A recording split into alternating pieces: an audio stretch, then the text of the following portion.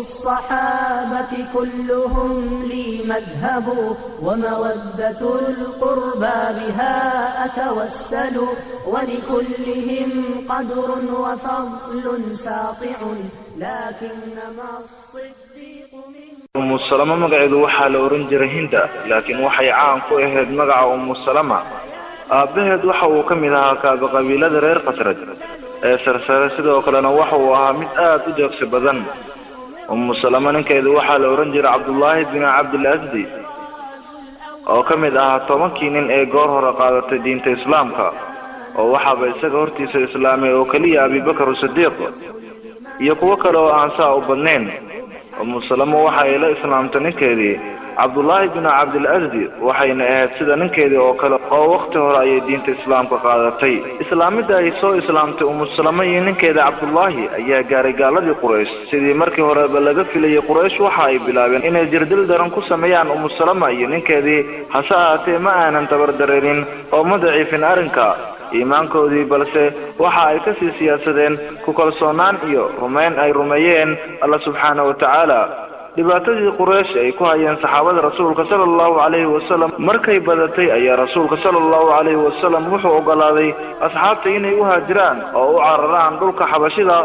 Salama ninkeedii waxa ay kamid ahaayeen kuwii ugu horeeyay ee u haajira dhulka xabashida Salama ninkeedii waxa ay u kicitimeen qurbaha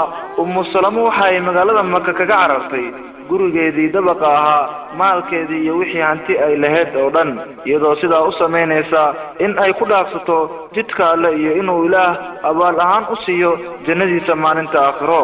Salama ninkeedii waxa ay yimaadeen dhulka xabasha iyagoo magangalyo ka helay boqorkii Najaashi Allah ka raali noqday inkastoo Najaashi uu soo dhaweeyay oo uu magangaliyay cabsidii ay ka soo carareen haddana waxa ay aad xiiso weyn ugu qabeen ku noqoshada magaalada Makka oo ahayd meeshii uu waxiga ku soo degayay sidoo kale waa meeshii rasuulka sallallahu alayhi wasallam salligu ahayd muslimiintii joogay dhulka xabashida oo aad u fara badnaa ayaa waxa soo gaaray war sheegaya in tirada muslimiinta joogta Makka ay aad u bateen sidoo kale ay soo islaameen haliyadii Hamza iyo Umar bin Khattab oo iyagu ahaa kuwa Quraysh ay ku heebeysato qaar ka mid ah muslimiintii ayaa go'aan ku gaaray inay ku laabtaan magaalada Makka kuwaas oo markii hore baxiiso weyn ugu qabay ku noqoshada magaalada Makka haddaba Salama ninkeedii ayaa waxa ay ka mid ahaayeen dadkii ku soo laabtay magaalada Makka muslimiintii markii ay yimaadeen Makka ayaa waxa ay ogaadeen in warkii loo sheegay uusan ahayn sidii loogu sheegay balse dhaxal siiyay inay dhibaato ka weyn tii hore ay kala kulmaan Quraysh gaaladii waxa lagu fidneeyay jirdilka iyo cabsi gelinta muslimiinta waxa ay u geysteen dhibaato aan hore ugu geysan rasuulka sallallahu alayhi wasallam markuu arkay xaaladaas ka dhaag ee qalabsan ayaa wuxuu asxaabta amray inay mar kale u haajiraan iyagoo u hijroonaya magaalada Madiina Salama markale waxa ay go'aansatay in ay ka mid noqoto dadkii u hijroonaya Madiina kuwaas oo la cararayay diintooda iyo inay ka badbaadaan dhibaatooyinka Quraysh hijradani dambe ma ahayn mid sahlan sida hijradii hore ay ugu haajirtay dhulka xabashida waayo waxa ay ahayd mid aad u dhib badan Salama waxa ay tiri markii ninkeygii Abu Salama go'aan ku gaaray in aan u safarno magaalada Madiina ayaa waxa uu ii raray oo ii diyaariyay ookii dabadeedna waxa uu isaaray oortii wiilkeeni Salama oo nala socday wuxuu fariistay dhabteedii inta kadib Abu Salama waxa uu nagu kaxeeyay oortii isagoo aan istaageenin meelna Salama waxa ay tiri koor inta aanan ka bixin magaalada Makka ayaa waxaan arkay rag ka mid ahaa qaraabadeyda reer Banu Maqsuum isla markiiba xaggeena ayay soo aadeen iyagoo ku yiri ninkeygii Abu Salama haddii aad adiga naga baxsatay sidee noogu baxsanaysaa gabadha kula socoto waa gabadheena sideena kugu ogolaanaynaa inaad la tagto oo la baxsato inta kadib ragii waxa ay ku soo boodeen Abu Salama dabadeedna waxa ay ka soo jiiteen ninkeygii Abu Salama Salama waxa ay tiri markii nimankii ay iga soo wateen ninkeygii aniga iyo wiilkeygii Salama ayaa waxaan arkay niman reer Banu Abdul Asad oo qaraabo ay yihiin ninkeygii aad ayay ugu caroodeen wixiina lagu sameeyay oo waxay nimankii ku yiraahdeen ragii kale ee reer Banu Maqsuum wallahi qaadan meesaan wiilka waayo waa wiilkeena annaga xaq u leh inaan qaadano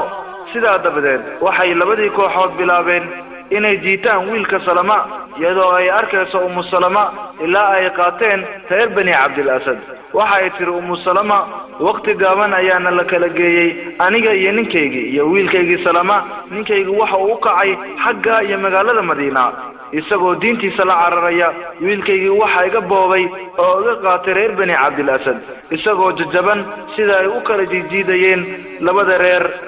anigase waxa ay ka xirtay reerkaygii reer Bani Maqsum Salama waa kaligeed oo waxa ay la nooshaa reerkeedii reer Bani Maqsum wiilkeedii waxa qaatay reer Bani Abdul Asad ninkeedii waxa uu cararay magaalada Madiina qoyskii wada socday waa la kala fardhiyay oo la kala geeyay waa makaag iyo yaab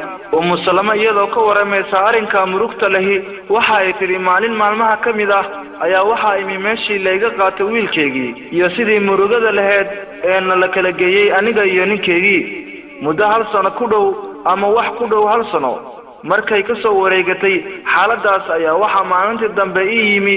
nin aan ilma adeernahay waxaana ugu waramay sheekadeedii bilow iyo dhamaad ninkii ayaa naxariis gashay kadib markuu maqlay qisadeedii dabadeed waxa uu la hadlay kuwii aan maxbuuska u ahaa isagoo ku yiri war maad iska sii daysaan miskiintan waayo waxaad kala geyseen iyada iyo wiilkeeda iyo ninkeeda nasiib wanaag nimankii waa ay sii daayeen Salama aad ayay arinka ugu faraxday Salama hase ahaatee su'aasha isweydiisay Salama ayaa ahayd sida ay ku heleeli lahayd ninkeedii Abu Salama oo markaa joogay magaalada Madiina dhinaca kale taas waxa ka sii darneed iyadoo aan ka tagi karin wiilkeeda Salama oo haystaan reer Bani Abdul Asad oo reeraha Abu Salama qaar kamid ah dadkii ka warhayay dhibaatada iyo murugada Salama haysata